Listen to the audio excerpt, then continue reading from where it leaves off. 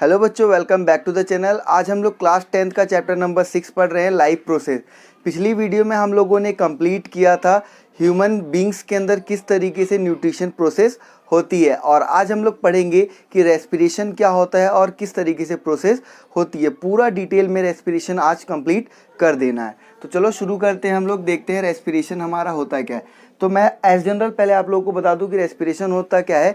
Respiration हमारी वह प्रक्रिया है जिसके अंदर हम लोग क्या करते हैं, ऑक्सीजन का इंटेक करते हैं, यानी कि ऑक्सीजन हमारी बॉडी के अंदर जाती है और बॉडी के अंदर जाने के बाद फूड को ब्रेक डाउन करती है और हमें एनर्जी प्रोवाइड कराने का काम करती है और साथ में CO2 भी रिलीज करती है। तो ये पूरी प्रोसेस को हम लोग क्या कहते हैं, रेस्पिरेशन कहते हैं। और ब्रीथिंग उससे डिफरेंट है। ब्रीथिंग में खाली इनहेलेशन और एक्सहेलेशन होता है, यानी कि O2 अंदर जाएगा और CO2 बाहर निकल जाएगा, तो उसे हम लोग ब्रीथिंग कहते हैं। लेकिन यहाँ पे रेस्पिरेशन क्या होता है, इसके अंदर फूड का ब्रेक डाउन भी होता है और हमें एनर्जी प्रोवाइड भी होती है। तो ये इस पूरी प्रक्रिया को क्या कहा जाता है, रेस्पिरेशन कहा जाता है। तो देखिए, production of energy typically with the intake of oxygen and the release of CO2 from the oxidation of complex organic substance, यानी कि हमारी बॉडी के अंदर जो भी कॉम्प्लेक्स ऑर्गेनिक सब्सटेंस मीन्स जो भी हमने फूड खाया, उस फूड को खाने के बाद ऑक्सीजन की मदद से क्या होता है, हमें एनर्जी प्रोवाइड करी जाती है और साथ में CO2 रिलीज करा जाता है। उसी प्रोसेस को हम लोग क्या बोलते हैं, रेस्पिरेशन कहते हैं। ठीक है, इसी प्रक्रिया को रेस्पिरेशन कहा जाता है। अब रेस्पिरेशन में दो स्टेप हैं, वही गैसियस एक्सचेंज होगा, यानी कि इनटेक करोगे O2 का और CO2 जो है वो रिलीज करोगे। साथ में सेकंड है break down of simple food, यानी कि जो सिंपल फूड होता है उसको ब्रेक डाउन कर दिया जाता है, तोड़ दिया जाता है, ताकि एनर्जी मिल पाए। किसको, सेल्स को एनर्जी मिल पाए वाया सेलुलर रेस्पिरेशन, यानी कि सेलुलर रेस्पिरेशन प्रोसेस के द्वारा सेल्स को एनर्जी मिल पाए। अब यहाँ पे हम लोग पढ़ते हैं, एक फ्लो चार्ट है हमारे पास जिसमें हम लोग पढ़ेंगे break down of glucose by various pathway, यानी कि ग्लूकोज का ब्रेक डाउन किस किस तरीके से हमारे अंदर होता है। ठीक है, उनके बारे में हम लोग पढ़ेंगे। तो देखिए, सबसे पहले है ग्लूकोज 6,6H12O6, यानी कि ये ग्लूकोज का फॉर्मूला होता है 6H12O6। ठीक है, अब साइटोप्लाज्म के अंदर ये प्रोसेस होती है तो क्या हो जाता है, वो पायरुविक एसिड में टूट जाता है और साथ में एनर्जी भी रिलीज करता है। अब ये तीन तरीके से ब्रेक डाउन होगा। किस तरीके से, मान लीजिए कि अगर ऑक्सीजन की एब्सेंस होती है, यानी कि ऑक्सीजन है ही नहीं, तब उस केस में क्या होगा, उस केस में ये हमारा टूट जाएगा इथेनॉल में, CO2 देगा और साथ में एनर्जी भी देगा। अब बात आती है कि ऐसी प्रोसेस होती कहाँ पर है। तो ऐसी प्रोसेस कहाँ पर होती है, ऐसी प्रोसेस ईस्ट के अंदर होती है, खमीर के अंदर होती है। और इस प्रोसेस में होता क्या है, फर्मेंटेशन प्रोसेस हम लोग इसे कहते हैं, process of conversion of pyruvic acid into ethanol. Pyruvic acid जो होता है वो इथेनॉल में कन्वर्ट हो जाता है इस प्रोसेस के अंदर। ठीक है, और फर्मेंटेशन प्रोसेस ही हमारी, याद करो, कहाँ पर इस्तेमाल करी जाती है, शराब वगैरह बनाने में फर्मेंटेशन की प्रोसेस ही इस्तेमाल करी जाती है। जब अंगूर वगैरह को, सड़े हुए अंगूरों को हम लोग क्या कर देते हैं, बॉक्स में बंद करके रख देते हैं, लकड़ी के कंटेनर में रख दिया जाता है उसे बंद करके, और वहाँ पे ऑक्सीजन नहीं जाती, काफ़ी समय तक वो सड़ता रहता है, फर्मेंटेशन होती है और उसी के बाद वो किस में कन्वर्ट हो जाता है, इथेनॉल में कन्वर्ट हो जाता है। देन आगे हम लोग बात करें, और अगर इनसफिशिएंट अमाउंट में O2 है, अभी तो बिल्कुल एब्सेंट थी नहीं, लेकिन अभी यहाँ पे इनसफिशिएंट अमाउंट में, यानी कि पर्याप्त मात्रा में नहीं है ऑक्सीजन, तब क्या होगा, उसकी ये रिएक्शन हमारी जो होती है वो मसल्स के अंदर होती है। और इस केस में क्या होता है, लैक्टिक एसिड की फॉर्मेशन होने लग जाती है और साथ में एनर्जी तो मिलती है। देखिए, होता क्या है कि कभी कभी जो जिम वगैरह जाते हैं उन्हें पता होगा या आपने देखा भी होगा, जब जिम करते हैं, हम कोई एक्सरसाइज करते हैं तो हमारे हाथ वगैरह टाइट हो जाते हैं, मसल्स टाइट हो जाती हैं। ठीक है, क्यों, क्योंकि हम लोग लगातार उस काम को कर रहे हैं और लगातार काम करने की वजह से एक तो मसल्स थक जाएंगी, और मसल्स जब थक जाएंगी तो ऑक्सीजन की कमी भी हो जाएगी हम लोगों को, इसीलिए जो है मुंह खोल के सांस लेने की जरूरत पड़ जाती है जब हम लोग थक जाते हैं। उस केस में क्या होगा, जब हमें ऑक्सीजन की कमी हो जाएगी तो यहाँ पे लैक्टिक एसिड की फॉर्मेशन होने लग जाती है, और जब लैक्टिक एसिड की फॉर्मेशन होने लग जाती है तो मसल्स क्या हो जाती हैं, टाइट हो जाती है, मसल्स टाइट हो जाती है। ठीक है, accumulation of lactic acid causes muscle fatigue, इसकी वजह से मसल्स थक जाती हैं लैक्टिक एसिड की वजह से। It occurs after rigorous exercise, यानी कि आप अगर लगातार एक्सरसाइज कर रहे हो तब इस तरीके की प्रोसेस होती है। और थर्ड है हमारा, अगर ऑक्सीजन की प्रेजेंस होती है तब उस केस में क्या होता है, नॉर्मल प्रोसेस। ठीक है, माइटोकॉन्ड्रिया के अंदर अगर ये प्रोसेस होती है तो इसमें क्या होता है, CO2 जो है बाहर निकलता है, साथ में वाटर निकलता है और एनर्जी निकलती है। जो नॉर्मल, अगर हमें ऑक्सीजन पर्याप्त मात्रा में मिल रही है, इनफ अमाउंट में मिल रही है, तो हम लोग क्या करेंगे, CO2 रिलीज़ करेंगे, साथ में वाटर भी रिलीज़ करते हैं एज अ स्वेट, और उसी के साथ हम लोग एनर्जी भी रिलीज़ करते हैं। अब हम लोग देखते हैं रेस्पिरेशन जो होते हैं हमारे दो टाइप्स के होते हैं। वो कौन कौन से रेस्पिरेशन है?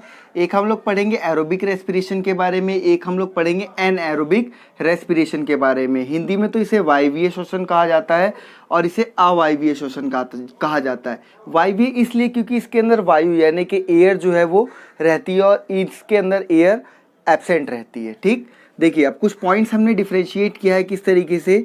एरोबिक रेस्पिरेशन क्या होता है? Takes place in the presence of oxygen, यानी कि ऑक्सीजन की प्रेजेंस में होगा। वहीं पे जो एनारोबिक रेस्पिरेशन होता है वो ऑक्सीजन की एब्सेंस में होता है।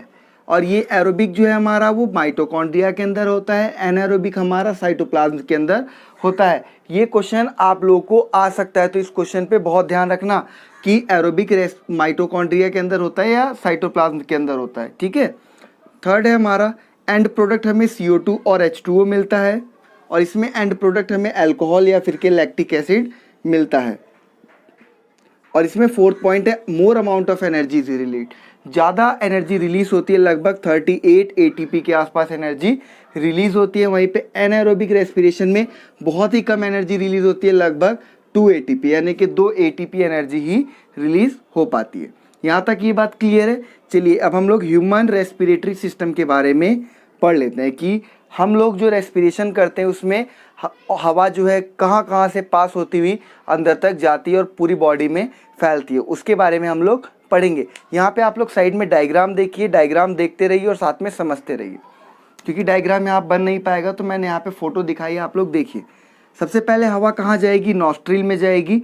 नॉस्ट्रिल में जाने के बाद नेसल पैसेज से बिल्कुल पास में ही लगे हुए सारे, यानी कि एक के बाद एक स्टेप। यहाँ से नॉस्ट्रिल है, देन यहाँ से नेसल पैसेज इसी से होता हुआ जाएगा। उसके बाद नेसल कैविटी में चला जाएगा, देन फेरनेक्स लैरनेक्स, ये दोनों एक साथ ही है यहाँ पर, और इससे होता हुआ ट्रेशा से होता हुआ ब्रोंची के अंदर चला जाएगा। ब्रोंची आपका इस वाले पार्ट में देखो वहाँ पे दिख रहा होगा आपको, ब्रोंची वाले पार्ट में पहुँचा, और ब्रोंची में पहुँचते ही वो कहाँ पहुँच गया? लंग्स के अंदर पहुँच गया। और लंग्स के अंदर क्या होते हैं? ब्रोंचियोल्स होती है। और ब्रोंचियोल्स होती क्या है? देखिए इस तरीके की ये बलून लाइक स्ट्रक्चर होते हैं ब्रोंचियोल्स, और इस बलून लाइक स्ट्रक्चर में क्या होता है? एल्वियोलर सैक होता है। ठीक है, एल्वियोलर सैक का मतलब ये छोटी छोटी बोरियां होती हैं, वो क्या करती हैं? जैसी हवा इसके अंदर जाती है तो ये फूल जाती है, यानी कि एक्सपेंड हो जाती है, और इन्हीं से हमारी ब्लड कैपिलरीज जो है वो कनेक्ट होती हैं, यानी कि नसें जो इस तरीके से पतली पतली कनेक्ट होती हैं, जिसके ज़रिए हवा जो है वो आगे पास होगी। तो यहाँ पे है एल्वियोलर सैक। लंग्स में गया, लंग्स में जाने के बाद ब्रोंचिल्स में गया, और ब्रोंचिल्स से होने के बाद एल्वियोलर सैक में गया, यानी कि इसके अंदर छोटी छोटी पैकेट से बोरियां बनी होती है उनके अंदर गया, और वहीं से क्या हो गया? ब्लड कैपिलरीज कनेक्टेड थी, यानी कि खून की नसें जो है कनेक्टेड थी, और उसके बाद वो वहाँ से पूरी बॉडी के अंदर जो है ऑक्सीजन फैल गया। तो ये एक प्रोसेस होती है, याद रखना। ठीक है, देन उसके बाद हम लोग देखते हैं मैकेनिज्म ऑफ ब्रीथिंग, कि सांस लेने की जो प्रक्रिया होती है वो क्या होती है। एक तो हम लोग इनहेलेशन करते हैं, यानी कि हवा को अंदर लेते हैं, दूसरा हम लोग एक्सहेलेशन करते हैं, यानी कि हवा को बाहर निकालते हैं। अंदर कौन सी हवा लेते हैं? O2, और बाहर कौन सी निकालते हैं?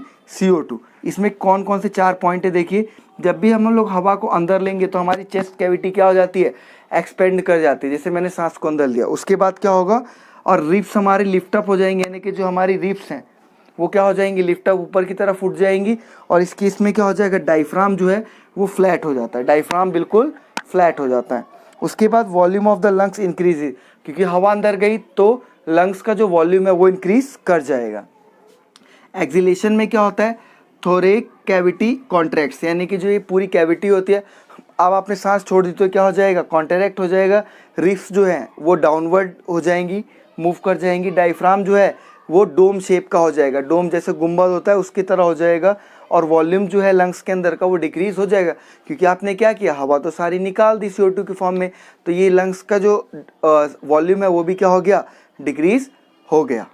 आगे का हम लोग पोर्शन देख लेते हैं। अब हम लोग क्या पढ़ेंगे? Exchange of gases between alveolus blood and tissue, यानी कि किस तरीके से गैसेस का एक्सचेंज होता है एल्वियोलस के बीच में, ब्लड और टिश्यूज़ के बीच में, यानी कि इन तीनों के बीच में किस तरीके से एक्सचेंज होता है। सबसे पहले हम लोग पढ़ेंगे कि अगर हम लोग ऑक्सीजन को इनटेक करते हैं तब क्या होता है। देखिए, आपने जैसे ही ऑक्सीजन को इनटेक किया, ठीक है, वो एल्वियोलस में गया, और एल्वियोलस से हमारी ब्लड कैपिलरीज क्या थी? कनेक्टेड थी, और इन्हीं ब्लड कैपिलरीज के थ्रू क्या हो गया? वो जाके RBC से बाइंड हो गया, ठीक है। O2 binds with haemoglobin in RBC, RBC के अंदर हेमोग्लोबिन प्रेजेंट होता है, उससे जाके O2 जो है हमारा बाइंड हो गया। उसके बाद वो टिश्यूज जितनी भी थी बॉडी के अंदर वहाँ पे वो रिलीज कर दिया गया। ये स्टेप हुई जब हमने ऑक्सीजन को क्या किया, इनटेक किया। अब हम लोग क्या करते हैं, ऑक्सीजन को जब CO2 को जब हम लोग बाहर निकालते हैं तब वो कैसी प्रोसेस होती है। CO2 हमारी पूरी टिश्यूज से कलेक्ट किया जाएगा, कलेक्ट किए जाने के बाद रिलीज़ कर दिया जाएगा, कहाँ पे, ब्लड में रिलीज़ कर दिया जाएगा, और ब्लड में वो डिज़ोल्व हो जाएगा पूरी तरीके से।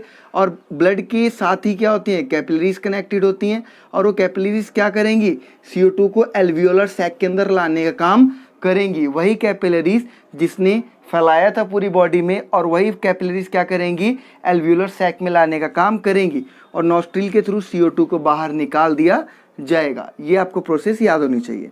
आगे हम लोग देखते हैं टेरेस्ट्रियल ऑर्गेनिज्म क्या करते हैं, जितना भी एटमॉस्फेयर के अंदर O2 प्रेजेंट होता है उसका इस्तेमाल करते हैं। जैसे हम लोग हैं, जो एटमॉस्फेयर में O2 यानी कि ऑक्सीजन प्रेजेंट है उसका हम लोग यूज़ करते हैं। एक्वेटिक एनिमल की बात करें, यानी कि जो पानी में रहते हैं, वो क्या करते हैं, जो वाटर के अंदर डिजॉल्व ऑक्सीजन होती है उसका इस्तेमाल करते हैं। और फिशेस वगैरह अपने गिल्स का इस्तेमाल करती हैं ऑक्सीजन को फिल्टर आउट करने के लिए। And the third one is respiration in plant.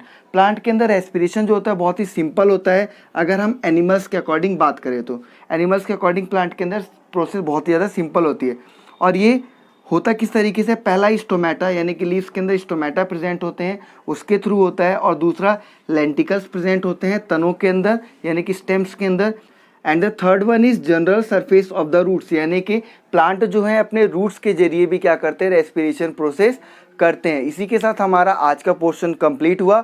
हम लोगों ने 3 पार्ट्स कर लिए हैं इस चैप्टर के लाइफ प्रोसेस के। आने वाले 2 पार्ट्स में कोशिश की जाएगी कि आप लोग का चैप्टर खत्म हो जाए, और उसके बाद आप लोग का MCQ जो है इस चैप्टर का ले आऊँगा मैं आप लोग के लिए। और अगर आप लोग चैनल पर नए हो तो चैनल को सब्सक्राइब कर दो, और वीडियो अच्छी लगी है तो वीडियो को लाइक भी कर देना, और अपने फ्रेंड के साथ शेयर करना बिल्कुल मत भूलना। All of you, thank you for watching the video.